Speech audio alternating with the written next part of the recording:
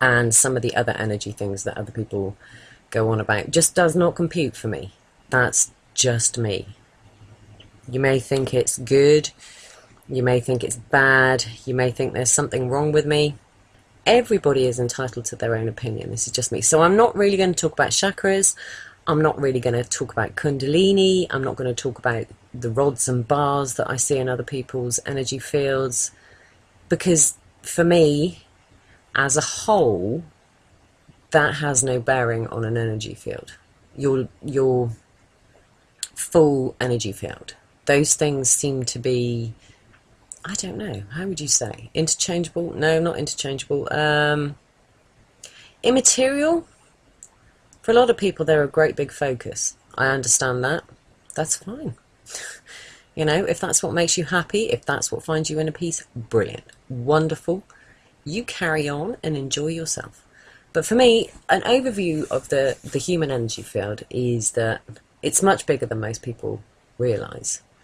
I can drive my car down a narrow country road and kind of be paying attention to my energy and almost feeling for cars in front of me and cars behind me. And I soon realised that I could kind of feel a car coming towards me and kind of almost get a little flashing image of it in my head. And I'd expect it to be just round the next corner, and it wasn't. In fact, it would take several minutes till I came up to where that car was. And I guess that I was actually first feeling that vehicle, that car, that van, whatever, about 2 miles away from me.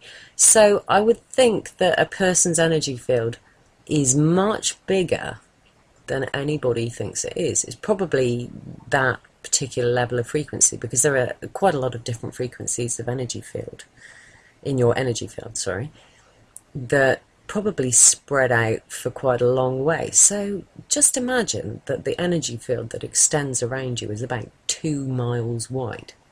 Crikey. You're picking up an awful lot of information in a 2 mile wide diameter around you. You know, that's a lot of information. You think of all the things that are within 2 miles of you in every single direction. People, buildings, plants, you name it. It's all there, and you are reading and feeling all of that in your energy field. Whether you're tuned into it or not, it's still there. The other thing that I notice quite strongly about a human's energy field is that if your energy field is flowing freely, you're not sort of blocking yourself, you're not full of negative thoughts or this, that and the other, stuff that blocks your energy field anyway. You are filtering energy for the planet continuously. And I find this most when I go into somewhere which has a kind of oppressive or unpleasant feeling, that as I sit there, it kind of just filters off through my body as if I'm an acupuncture needle that's stepped in and been poked into that particular energy place, and it just gently releases all that sort of stuck, icky energy until it kind of gently clears the energy field of a place. I've also noticed something different between a man's energy field and a woman's energy field, is that in general, women's energy fields are more subtle.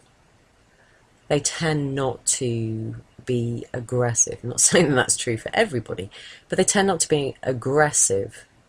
And if you sit quietly in a place as a woman, you will find, and the same would be true for men if they did it, if you sit quietly and just acclimatise gently to the energy field around you and everything that's in that energy field around you, it can take probably, I would think, you can get some impressions fairly quickly, but to really have gently sort of reached out through anything and acclimatised to the energy that you're now sitting in, it takes at least half an hour.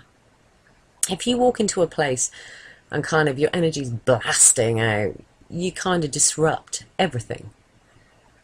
And that is feelable. You can feel the disruption that you cause, and unfortunately a lot of men's energy is quite, I wouldn't say angry, but almost aggressive in its strength. It's like they have to go in and kind of, wow, I'm here. It's like bam. And I've noticed that many male psychics will walk in and just kind of scan the place from top to bottom in like 2 seconds flat. They'll tell you everything about a place, but they disturb everything. And I've noticed other sensitive people kind of almost look and go, "Ooh, that was rude. You know, I was just scanned." And there are certain things in the energy field of places that do not like to be scanned.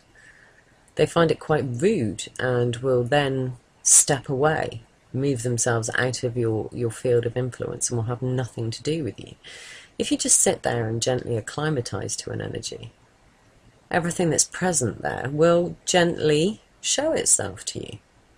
And when we go on to the filtering system from the planet, you know, I have a theory. I can't prove it because I don't know enough people that are gently open to energy in the same way that I am. But I reckon that if enough people were just consciously venting energy for the planet, an awful lot of the energy build-up we have before earthquakes and volcanoes and stuff like that just wouldn't be quite as severe.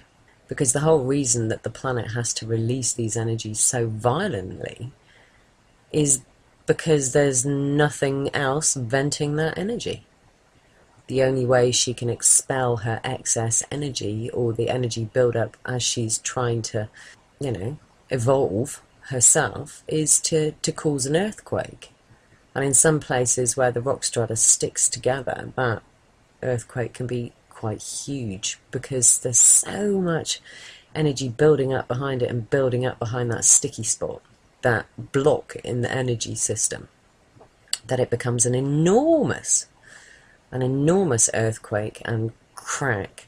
And the whole point is, if you understand that the subtle grinding of rock, where the pressure is behind it, creates something called infrasound, which is a very low frequency sound. You know, you have ultrasound scanners that they use in hospitals. Well, the planet creates infrasound, which is very low frequency sound that becomes increasingly loud the more pressure is behind a fault that's trying to move.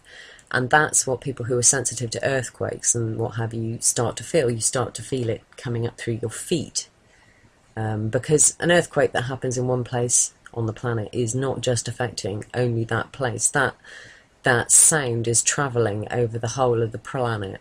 Okay, it's probably louder in the close vicinity to where an earthquake's going to happen, but that sound is travelling the length and breadth of the planet, as the shockwave from an earthquake also travels through the whole planet and can be registered on multiple seismic arrays all over the planet.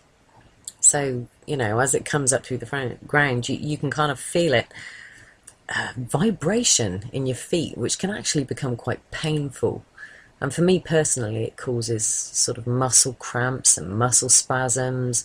And as it gets louder and it's kind of coming out of the planet more, the energy field that's creating is getting higher and higher off the planet. It travels up my legs, it travels into my backside, it travels into my back, and it can become really quite uncomfortable and really quite painful as these things progress, to the point that I kind of know when the earthquake is actually happening and whether it's over 6, because it reaches my back and I have really bad cramp in my bum, really bad cramp in my hips and my lower back, and my legs start jumping around all over the place. I just can't sit still. I have to walk around or jump about because it's just so much. And you also find, for me personally, that you kind of got an energy well up going on in yourself. Kind of, you feel a bit hyper, you feel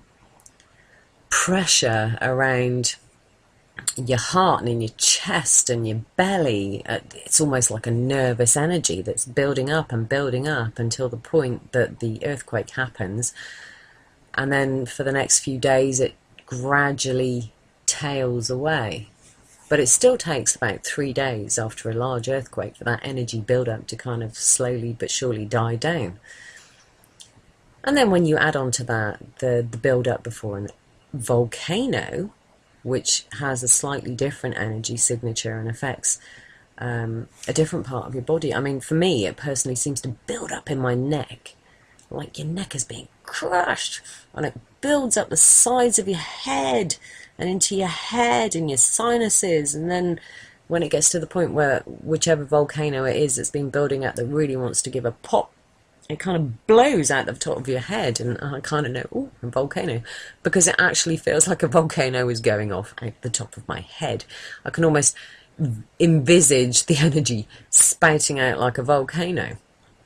Okay, there are volcanoes rumbling all the time, there are earthquakes rumbling all the time, but they all have slightly different energy signatures, and some are more easily readable. There's kind of like a background, and you kind of become acclimatized and used to that. But it's when something like a 6 or a 7 or an 8 is building up, that's when you feel it. And when a volcano that hasn't erupted for quite some time is kind of getting ready to pop, you can feel all that. Of course, all of that is beautifully mixed in with the solar activity.